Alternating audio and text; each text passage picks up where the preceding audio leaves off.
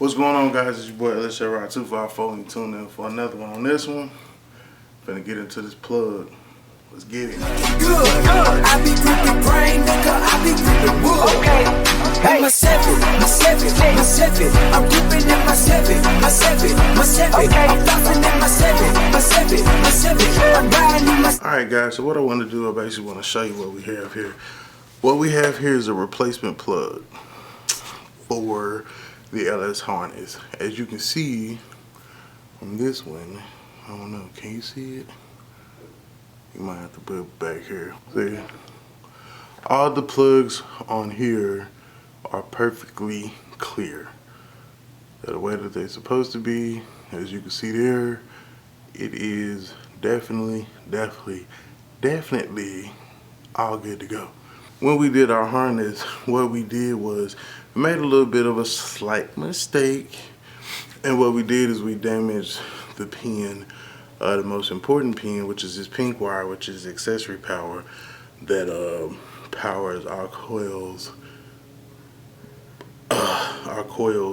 to fire. So that is what we believe to be the sole issue with the harness.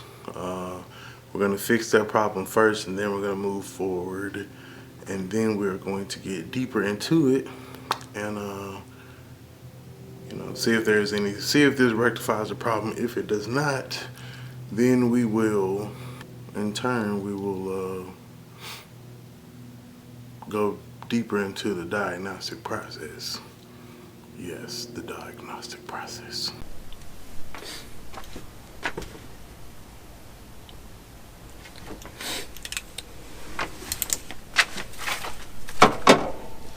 So actually, before I go into an all-invasive procedure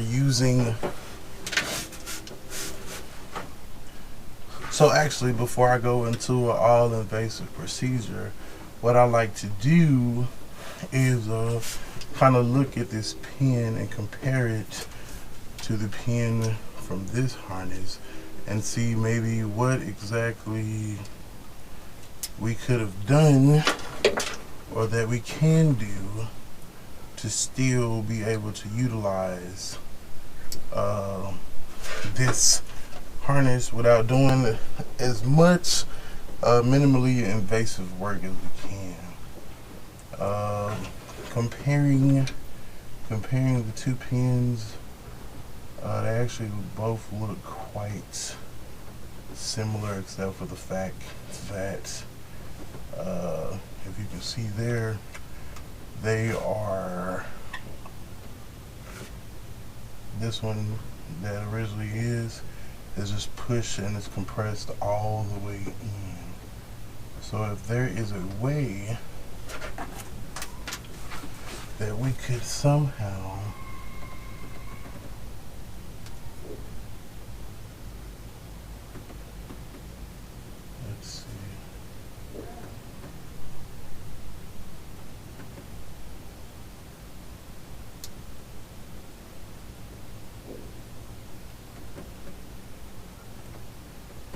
but this connector is bent a certain way. The connector is bent a certain way so as to clamp onto the very small prongs of the clip that connects all of the coil packs.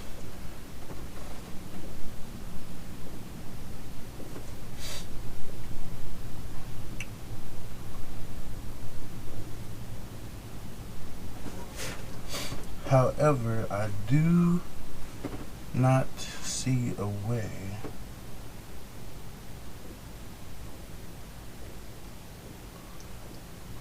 not from the beginning anyway, to make that bend back into the proper shape so that it can be utilized and keep the pressure on that pin the way that we need it to. So we're gonna go ahead and we're gonna replace just this wire. We'll splice it here, cut it, strip it back. We'll add on our wire here, and that'll basically be just replacing that connector. If we look here, if we slide our new wire into our harness here, it should, actually I'm not even sure that it would be the same. I'm not, but just by looking at the plug, I'm not exactly even sure that that will work. There might have been some damage that was done to the inside of the plug, and even just replacing this might not be sufficient. And so, being that it's missing the clip, we're just gonna go ahead and we're gonna replace the whole thing and go that way, man.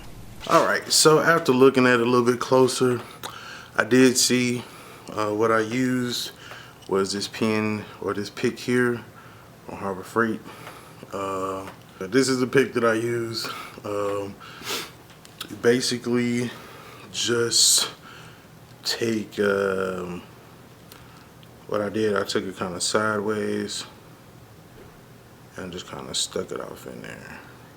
And as you can see, like, this is very, very small, definitely very, very fragile.